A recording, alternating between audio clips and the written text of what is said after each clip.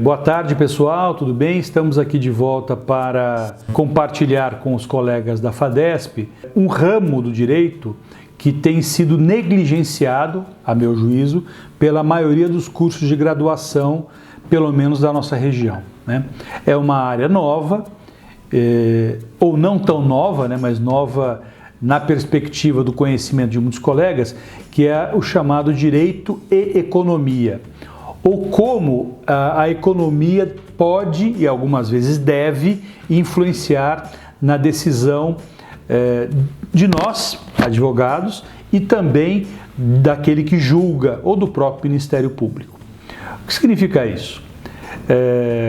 Muitas vezes ou algumas vezes, no afã demandista que nós advogados temos, porque somos formados na universidade para demandar, propor ações, contestar ações, executar o devedor, né, para ajuizar, né, levar para o campo de neutralidade que deveria ser o Poder Judiciário, questões que muitas vezes nós poderíamos resolver, juntamente com o advogado da outra parte, ou algumas questões que não deveriam ser levadas ao judiciário, porque as consequências econômicas dela são piores do que o perdimento do crédito, o perdimento da razão, porque algumas vezes o cliente quer ter razão.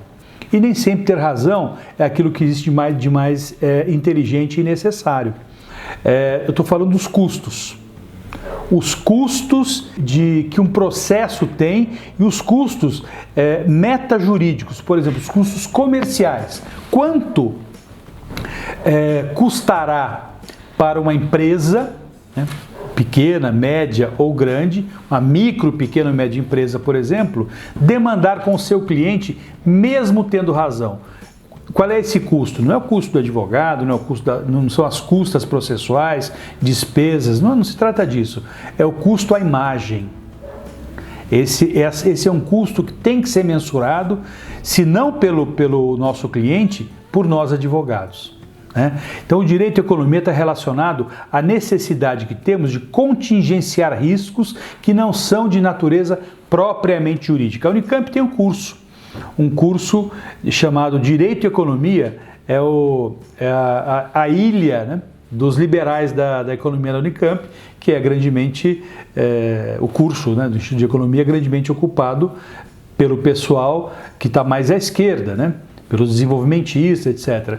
E esse pessoal liberal acaba emprestando para a cidade um conhecimento muito interessante. E vamos sempre pensar nas questões práticas, né?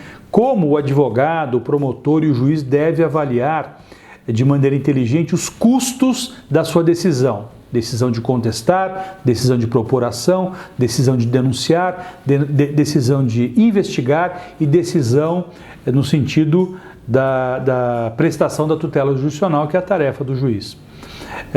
Eu não poderia deixar de citar aqui a Lava Jato, né? A Lava Jato, segundo os grandes economistas do país, inclusive o Gessner Oliveira, que é o proprietário da GO Consultoria, que não é de esquerda, é um liberal clássico, né, que participou do governo Fernando Henrique Cardoso como secretário de uma área lá.